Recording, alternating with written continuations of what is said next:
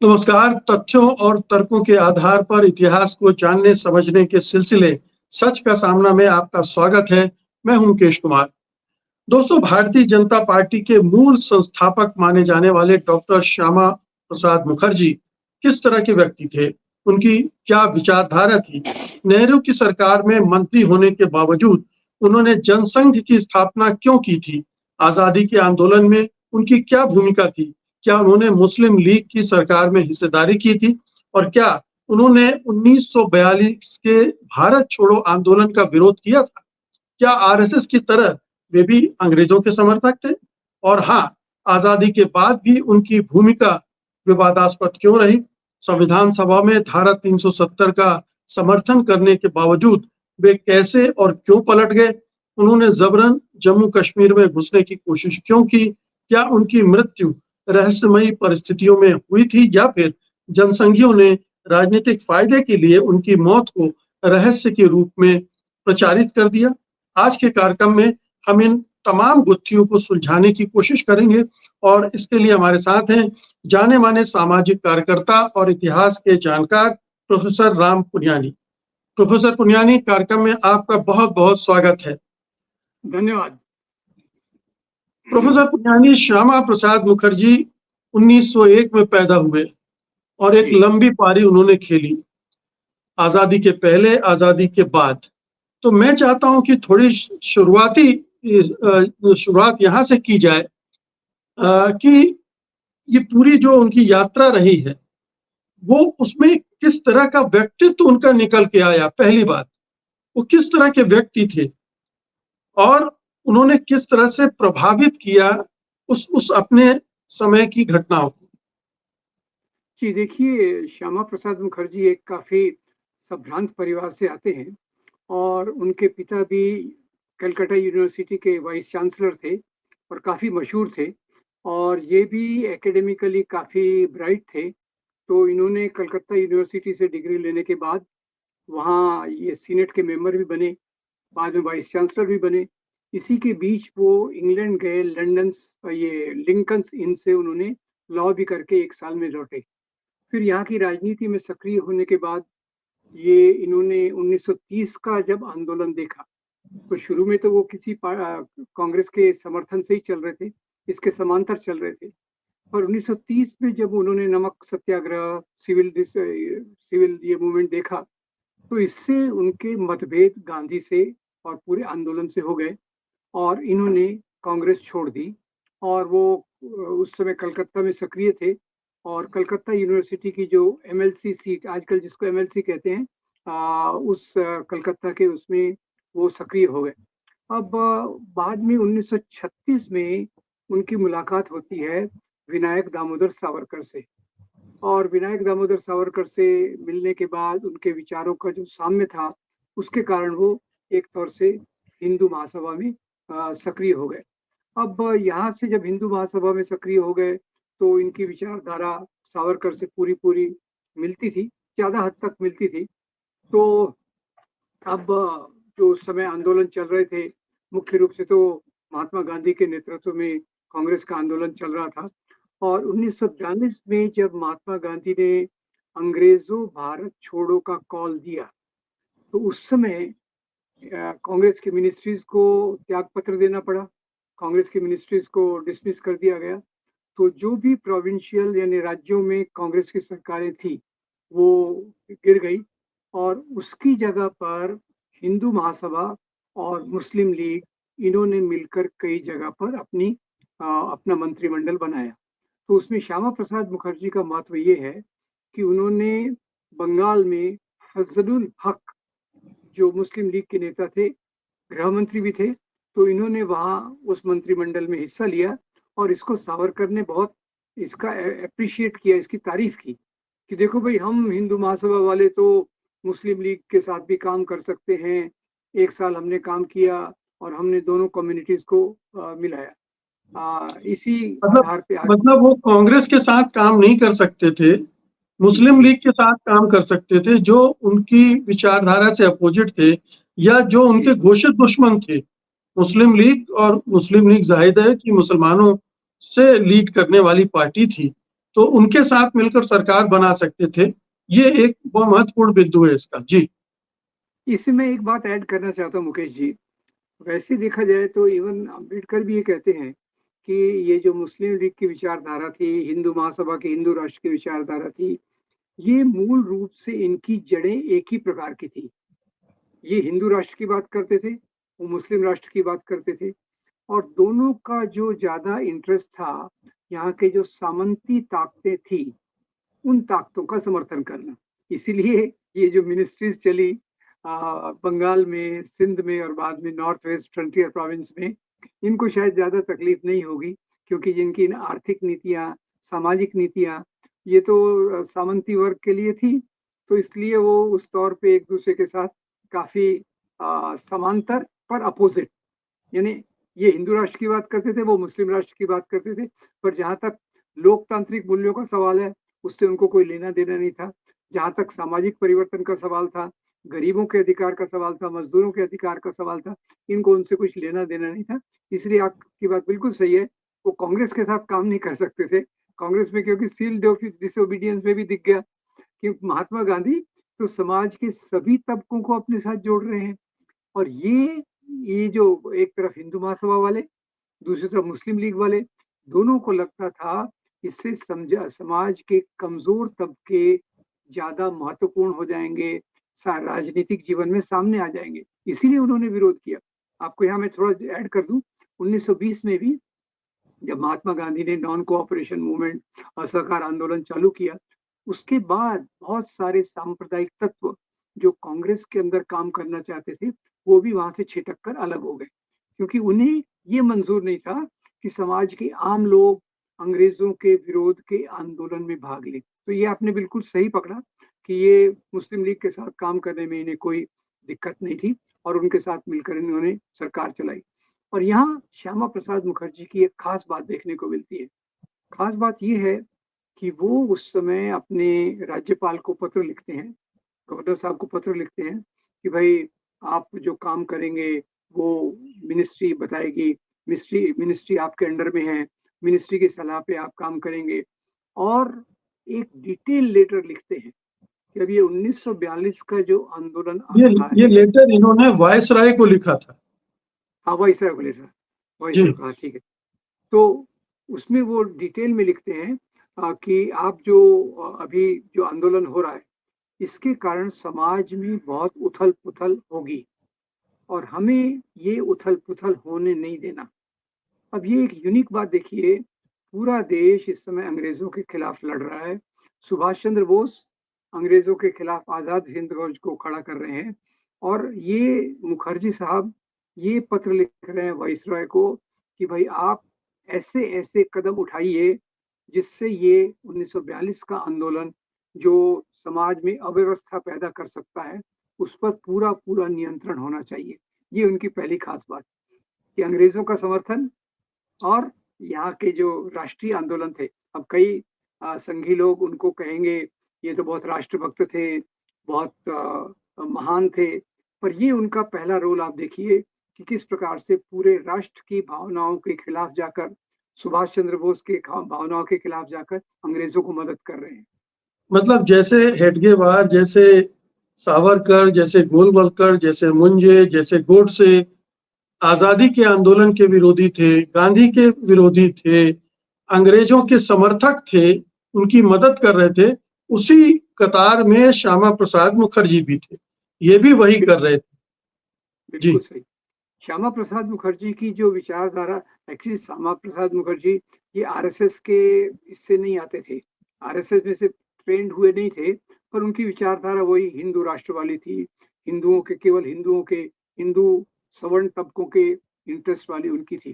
तो 1942 में इनका ये एक बहुत खतरनाक रोल रहा, जहां उन्होंने वाइसराय और पूरे ब्रिटिश सरकार का समर्थन किया।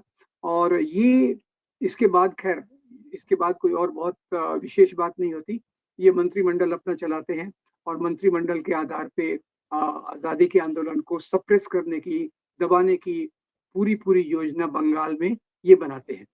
तो ये इनका रोल रहा आजादी के आंदोलन। और उन्होंने ये मांग भी उठाई थी कि बंगाल का विभाजन कर दिया जाए।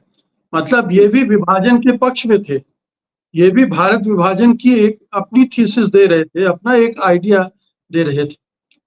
ये थोड़ा आगे की बात इसलिए है, आगे जब भारत विभाजन की बात आई तो भारत विभाजन जब इनएविटेबल हो गया तो इन्होंने देखा कि बंगाल में तो मुसलमानों की जनसंख्या ज्यादा है, बंगाल में मुसलमानों की मेजॉरिटी है, तो बंगाल का विभाजन कर दिया जाए ताकि उसका जो हिंदू मेजॉरिटी पार्ट है वो भारत में आ सके। उसके पीछे का ये बैकग्राउंड है, क्योंकि वैसे तो ये आरएसएस वाले कहते थे हम विभाजन के खिलाफ है वगैरह वगैरह, पर बंगाल के विभाजन की बात आपने बिल्कुल सही इसको कहा, पर उसके पीछे का कारण भी यही था। कारण कोई और नहीं था, कारण ये था कि बंगाल में मुसलमानों का जो परसेंटेज था वो ज्यादा था।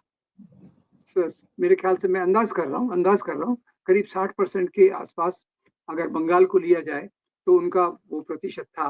तो नेचुरली अगर वो वैसा ही रहता तो पाकिस्तान के इसमें हिस्से में जाता, तो इसलिए उन्होंने बंगाल के विभाजन की उस समय मांग रखी।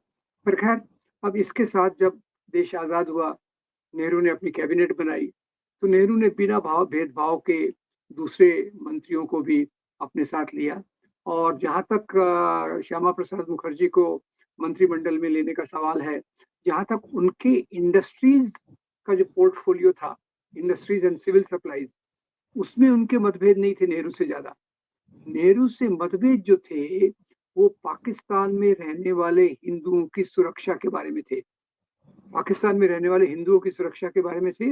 नेहरू लियाकत से पैक्ट करना चाहते थे और जो भी एक संवैधानिक तरीके से हो उसको उस प्रकार से हल करना चाहते थे। तो पाकिस्तानी का अंदरूनी मामला है, उस पर हम दबाव डाल सकते हैं, पर उससे ज्यादा कोई एक्शन लेने के पक्ष में नेहरू नहीं थे, जबकि ये उसके लिए बहुत बेचैन थे। तो यहाँ से फिर उनके नेहरू से मतभेद होना चालू हो गए।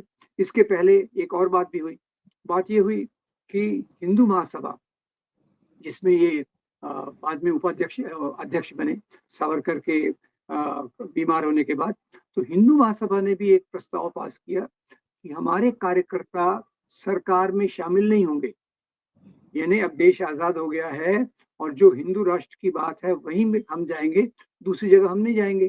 तो श्यामा प्रसाद मुखर्जी का इनसे मतभेद था कि उन्होंने कहा कि हम सरकार में रह के जो कर सकते हैं हमने करना चाहिए। तो सरकार में रह के उन्होंने कोशिश भी की कि सावरकर पे जो आरोप था गांधी हत्या के मामले में, उसमें भी उन्होंने सावरकर को बचाने की कोशिश की। अब ये फिर नेहरू से मतभेद हो गए। नेहरू लियाकत पैक्ट के एक हफ्ता पहले इन्होंने मंत्रिमंडल से इस्तीफा दे दिया इस बात पर।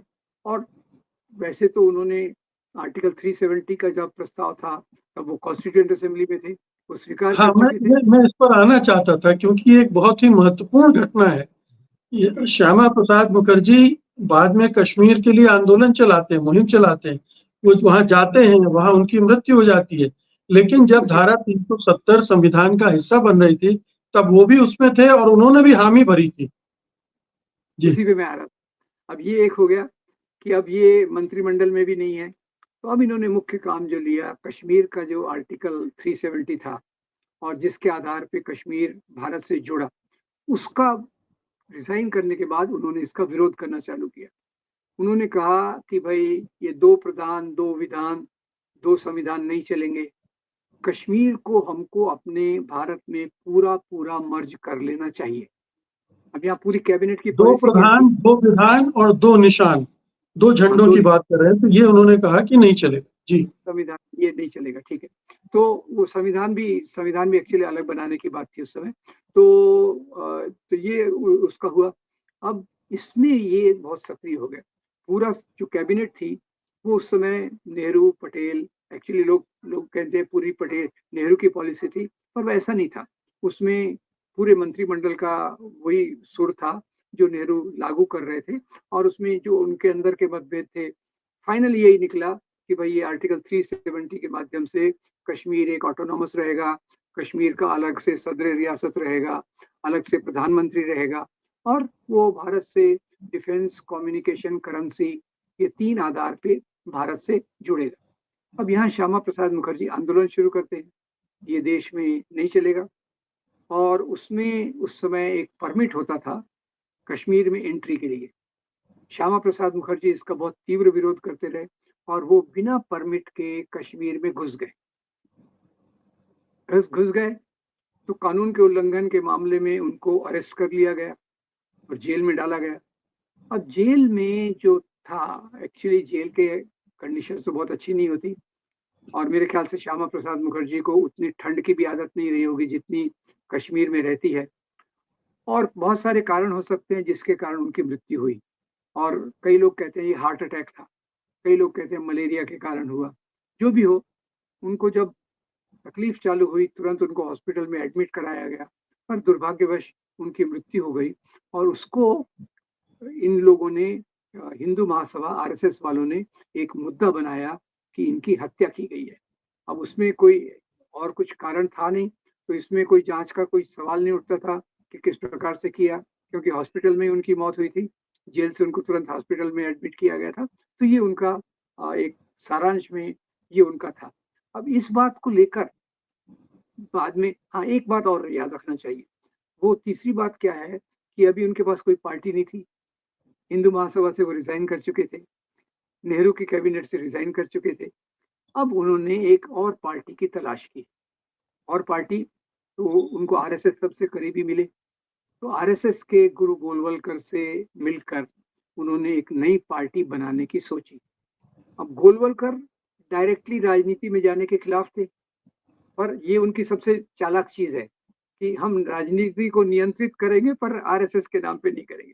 तो उन्होंने अपने दो महत्वपूर्ण प्रचारक बलराज मधोक और बाद में ये दीनदयाल उपाध्याय, अटल बिहारी वाजपेयी और आडवाणी, इनको उन्होंने बीजेपी का काम करने के लिए भेज दिया। तो 1951 में बीजेपी की स्थापना श्यामा प्रसाद बीजेपी मतलब तब जनसंघ, तब भारतीय जनसंघ था जी, भारतीय जनसंघ की स्थापना हुई, जो आज बीजेपी के रूप में उसने एक नया अवतार लिया है और उसी आधार पर चल रही है। तो भारतीय जनसंघ अभी वो ठीक है।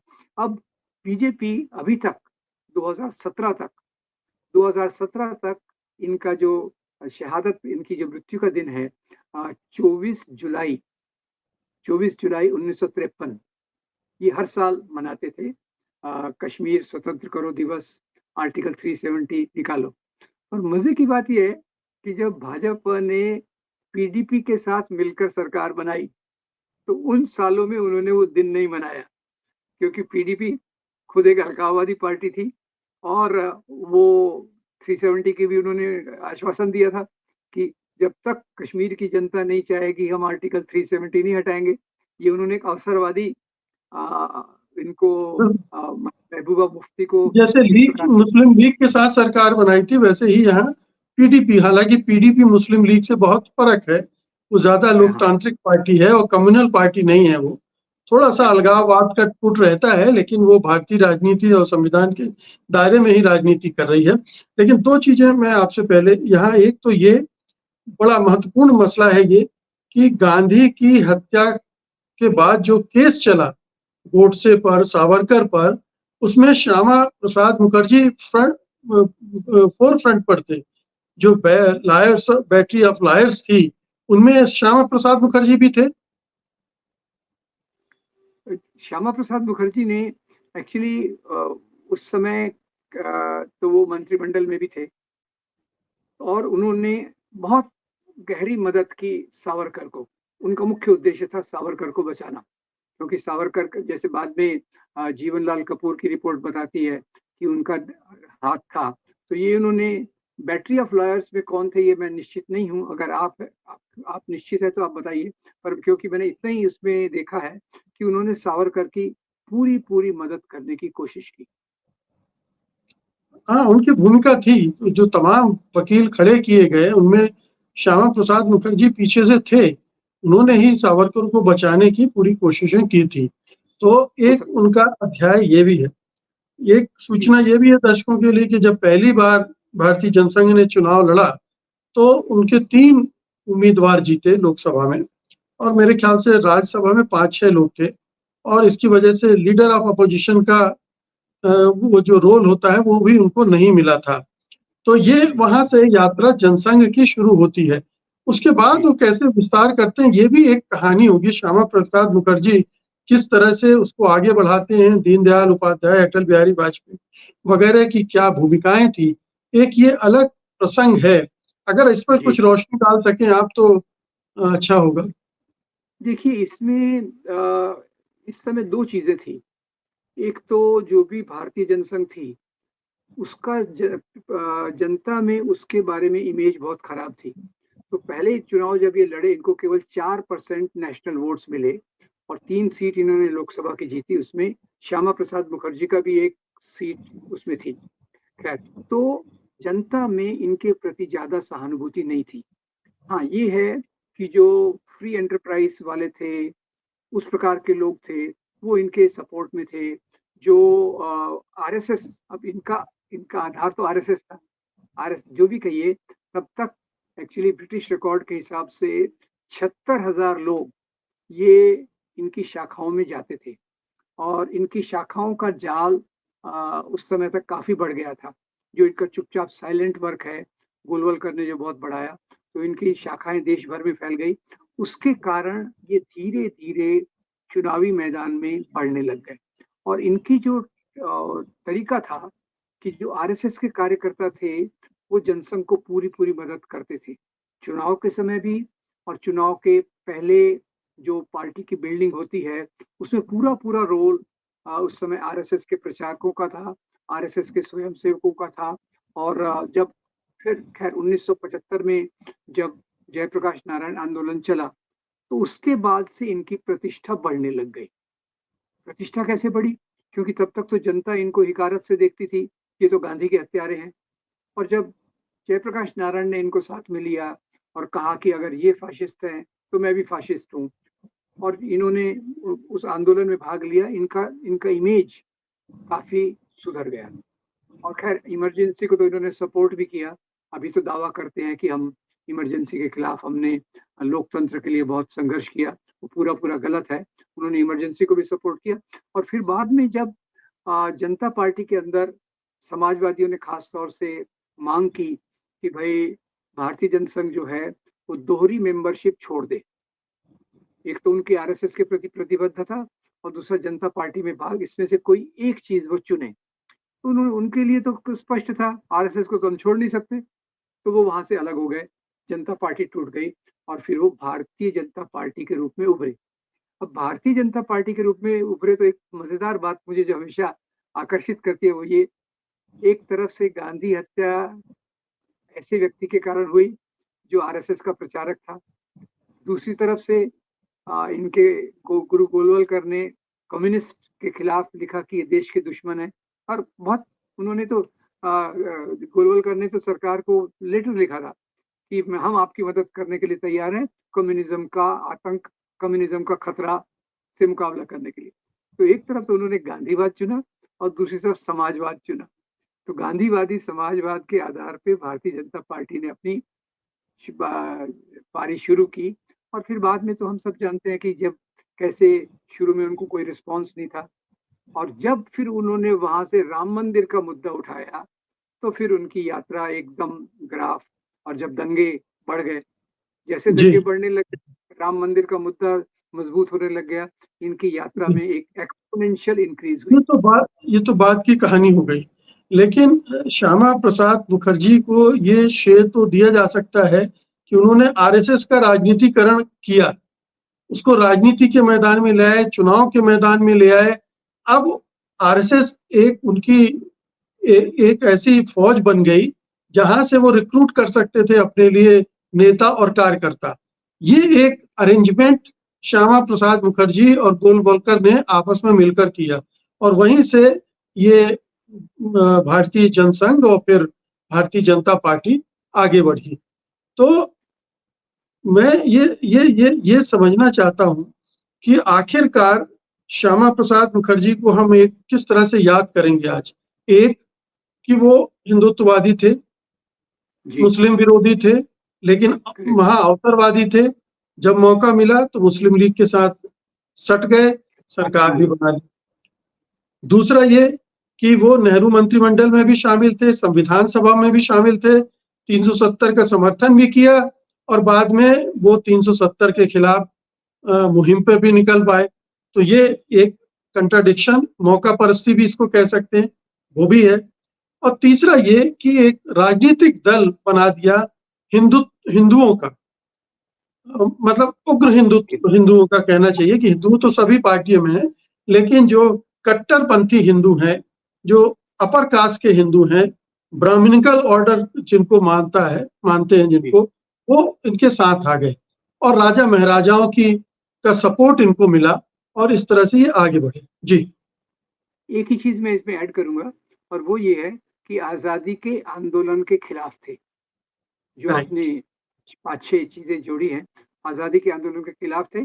और ये जो भारतीय जनसंघ निकला, उसपे तुरंत वो एकदम जैसे आरएसएस के सहयोगी संगठन के रूप में उसकी पहचान हो गई, क्योंकि आरएसएस के पास ट्रेंड काडर थे, प्रचारक थे, स्वयंसेवक थे, हिंदू महासभा में लीडर्स थे, जबकि कार्यकर्ता जो जमीनी लेवल पे थे वो आरएसएस पे थे, और आरएसएस ने भारतीय जनसंघ पर अपना पूरा नियंत्रण रखा।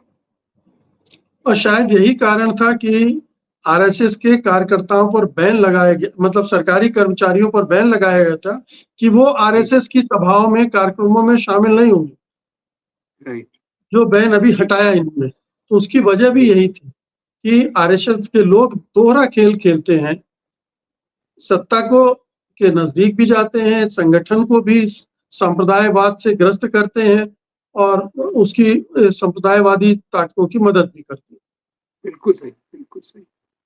जी, और कोई उल्लेखनीय बात आप बताना चाहें श्यामा प्रसाद मुखर्जी के बारे में, क्योंकि ये तो इनके एक तरह से अगर हेडगेवार आरएसएस की स्थापना के लिए जाने जाते हैं, तो श्यामा प्रसाद मुखर्जी भारतीय जनता पार्टी, भारतीय जनसंघ के संस्थापक के रूप में, तो ये दोनों जो बड़े संगठन हैं, दो बड़े व्यक्ति इनके ये रहे हैं। जी, वैसे तो आरएसएस के बहुत सारे संगठन हैं, एबीवीपी, विश्व हिंदू परिषद, बजरंग दल, वनवासी कल्याण आश्रम, पर बीजेपी का एक अपना सबसे बड़ा महत्व है। भारतीय जनसंघ का जो जैसे एक सबसे बड़ा महत्व तो मुझे लगता है कि भारतीय जनता पार्टी का ही है, और उसकी स्थापना में मुखर्जी ने बहुत महत्वपूर्ण योगदान दिया, क्योंकि गोलवलकर उसमें हिचकिचा रहे थे।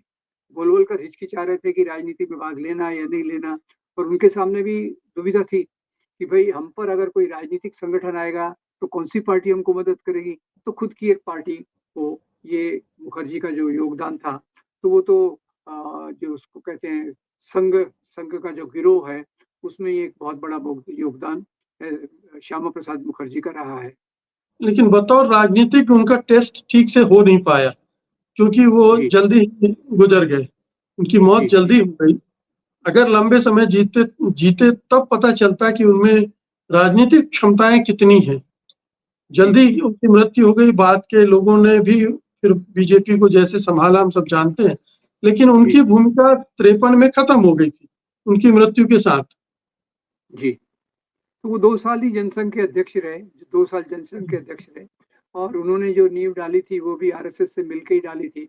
यानी विचारधारात्मक में तो कोई फर्क नहीं था, संगठनात्मक में आरएसएस का योगदान ज्यादा था, और उनका नेतृत्व था। उनके नेतृत्व के बारे में तो कोई शंका है ही नहीं।